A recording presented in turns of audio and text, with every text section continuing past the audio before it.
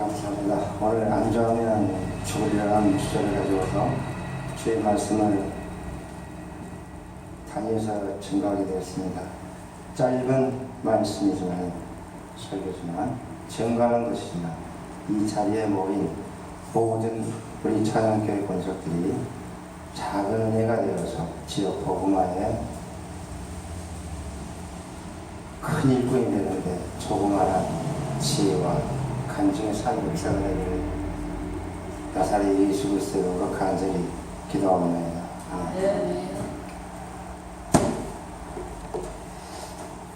저번에 목사님 우리 교회 다녀가면서 이제 설교 제목을 증거로 해야 되는데 상당히 고민을 많이 했습니다.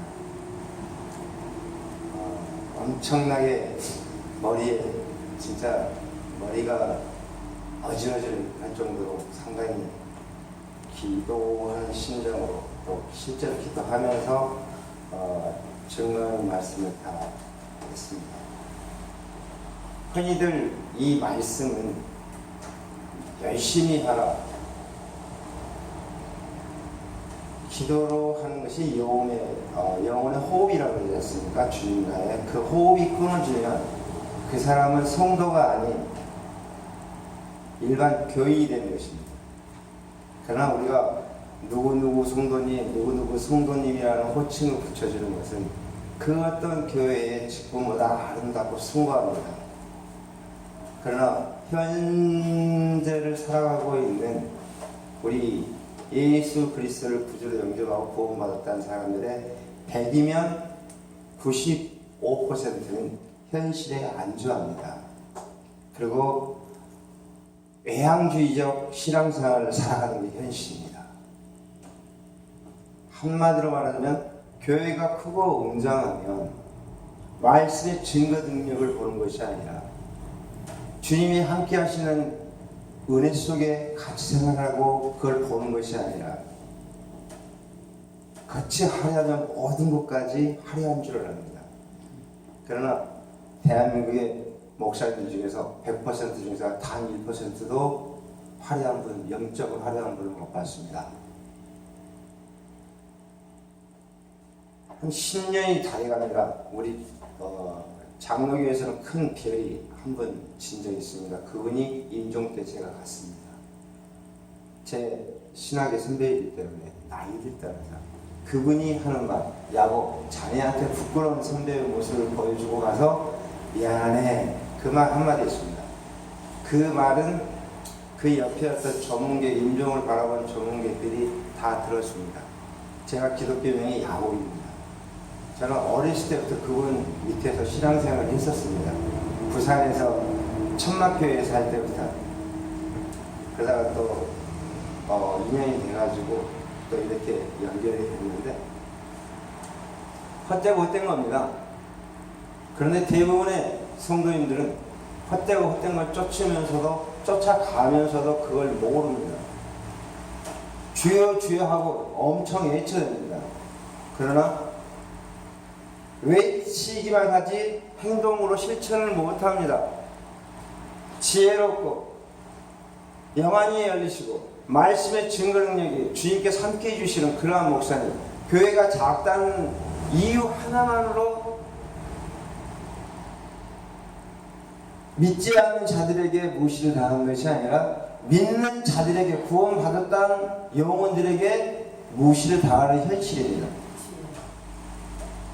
저는 그래서 6월달에 MCF 총회에서 제가 설교를 하게 됐습니다. 지역 MCF 총회에서.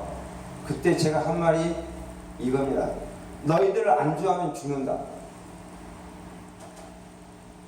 안주하지 마라 그럽니다. 그러나 대부분의 성도님들은 안주를 하게 됩니다. 어디에 안주합니까? 말씀의 근거에서 안주합니까? 말씀 안에서 안주합니까? 전혀입니다. 외형적인 것은 말씀 안에서 거하고 말씀 안에서 안주한다 그러지만 세상의 말씀, 성경이 일러주는 빛과 소금의 역할을 다하는 것이 아니라 세상이 말하는 빛과 소금의 역할로서 안주를 하고 있는 것이 현실입니다. 여기 두 우리 형제가 있습니다. 오늘날의 기독교가 왜 1년이면 엄청난 교회가 문을 열고 또 1년이면 엄청난 교회가 문을 닫습니다. 왜 문을 닫냐? 저 자리에 앉아 청소년 전도에 실패를 했기 때문에 그런 것입니다. 청소년은 무엇입니까? 우리 어린 형제 자매들은 우리 기독교의 미래인 것입니다. 미래인데도 그 어린 청소년들을 단순히 전도의 대상, 말씀을 이렇게 새겨주는 대상으로만 알지 어떻게 신앙교육을 해서 어떻게 훈련을 시켜서 어떻게 복음화 일꾼으로 성장시킬 것인가라는 체계적인 것은 없습니다. 어느 훌륭한 목사님이 교재 하나 만들어가지고 그대로 모방해서 커뮤니케이션 통해가지고 답승하다시피 슬승하다시피 그 교육 그대로 시켜줍니다. 그러나 여기에 보이시죠? 프랑카 내가 저번에 말씀하셨는데 여기에 계신 분 중에 어느 한 분도 그런 분이 없습니다. 어느 분이 이런 말을 합니다. 교회가 부흥이 됐다는 것은 교회가 웅장하게 커졌다는 것이다.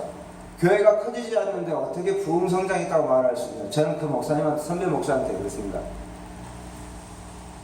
선배님, 신학 다시 하십시오. 그리고 신학하기 전에 신앙관을 바로 잡으십시오 합니다. 물론 피정민 목사님께서 저번에 우리 원래 때 말씀하셨듯이 모든 목회자들은 단위에서 승부를 받아야 됩니다. 맞습니다. 목회자들의 단은 교회의 단이 아닙니다. 세상이 저희들의 단입니다. 구원받을 영혼이 있다면 거기에 가서 말씀을 증거하는 것이 말씀을 증거하는 장소가 바로 단인 것입니다. 그런데 대부분 사람들은 외향적인 거에 치우쳐 살다 보니 쉽게 말하면 에쿠스 타고 다니는 목사님들, 에쿠스 타고 다니는 성직자들은 일반 도보로 다니는 우리 성도인들이나 성직자들에게 우습게 하는 게 현실입니다.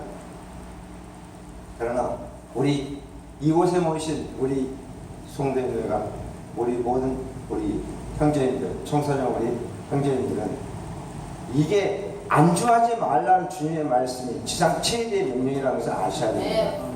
내가 하루 3끼 중에서 3식이가 되지 말고 1식이가 되더라도 나머지 2식은 말씀을 가지고 세상에 나가 도전할 수 있는 청소년들의 이상을 가져야 하는 겁니다. 세상을 보지 말고 이 성경 말씀입니다. 이 말씀에는 영문학 박사를 만드는 지혜가 들어있습니다. 수학자가 되는 지름길도 수학책이 있는 것이 아니라 성경책이 있습니다. 제가 고등학교 3학년 때 전국 과학경시 나갔습니다. 1등 했습니다. 준비는 딱 이틀밖에 안 했습니다. 근데 주님은 전국 1등이라는 것은 또 수학 경시대, 영어 경시대 전부 1등이 있습니다. 농담 같지만 장난 같지만 사실입니다. 그래서 지금도 영어나 수학 이 두 과목만큼은 우리 두 아이들 학교 선생님보다 실력 월등합니다. 그래서 그런지 몰라도 주님께서는 제가 안주하려고 하면은 큰 시대를 열습니다. 주의 종이 되고 싶지 않다. 5만 가지 사연을 핑계를 대면서 요리 도망고 저리 도망가고 있습니다. 저희 집안에는 저희가 7남 3녀 중에 제가 막둥이 레벨입니다. 저희 큰 누나 수유를 통해서 제가 자랐습니다. 그런데 다 장로님인데 저만 이제 우리 조카가 목사님이 3분 있고 저 안수집사 장로님 해갖고 빡빡합니다. 이 보신교단에서는 빡빡한 편입니다. 근데 가장 중요한 것은 그게 중요한 게 아닙니다. 예수 믿고 구원받은 내 자신이 어디 있는가가 중요한 것입니다. 내 주변에 있는 사람들 나를 위해서 중보기도만 해주는 것입니다. 내 신앙인으로서 내 삶을 살아주는 거 아니더라고요. 내 옆에 있는 내 아내도 마찬가지입니다. 진짜 내 아내가 저에게 하는 얘기가 그런다. 나는 당신을 위해서 기도를 한다. 당신은 내 기도 헛되지 않게 화이팅! 이러고 아침마다 출근하면 여기다 뽀뽀해 줍니다. 근데 그냥 뽀뽀가 아니라 매일매일 다른 주님의 말씀 한 구절씩을 암송을 하고 거기다가 사랑의 키스를 해줍니다. 그걸 또 어린애들이 보면서 자라왔습니다. 지금까지. 남들이 봤을 때는 이상할지 모르죠. 근데 저는 이것도 부모로서 아이들 신앙교육에 큰 도움이 되더라고요. 잠깐 말씀이 옆으로 샜습니다. 그러나 옆으로 새든 뒤로 새든 위로 새든 주님이 다 알아서 해주실 겁니다. 그래서 저는 안주할 때마다 아픈 기억이 많다고 말씀드렸지 않습니까? 저도 이 목사님을 알게 된 과정이 한참 겁니다. 그래서 목사님을 통해서 신학 체계를 잡았고 또 항상 목사님을 통해서 눈을 뜨게 됐습니다. 낮은 대로 임하소서라는 말을 저는 우리 노회장 목사님을 통해서 저는 내 인간의 마음이 아닌 내 영혼의 눈을 가지고 그걸 발견을 했습니다. 사랑은 그럽니다. 다 이제 입만 사랑하시거든 다들 미랄이 되라 하는데 당신 한번 미랄이 되봐요. 미랄 답변 못합니다. 그죠 목사님? 왜인지 아십니까? 그건 외상주의, 즉 외형 지상주의가 그만큼 우리 교회에도 우리 기독교에도 많이 물들어 있다는 겁니다. 저는 이런 것들을 타파하는데 앞장에서는 은사를 주셨어요. 그동안 제가 국내에 있을 때는 교회가 빈 교회에 가가지고 말씀을 증거를 꾸준히 했습니다. 우리 목사님은 저를 많이 기도해 주시고 걱정 많이 하셨는데 또 그 기도 덕분에 제가 그런 말씀을 증거할 자리를 바로바로 주님께서 연결을 해 주십니다. 그래서 제가 상당히 서두에도 말씀드린 것처럼 안주하면 죽으리라 그만 흘리지 마십시오. 무섭습니다. 한 방에 훅 갑니다.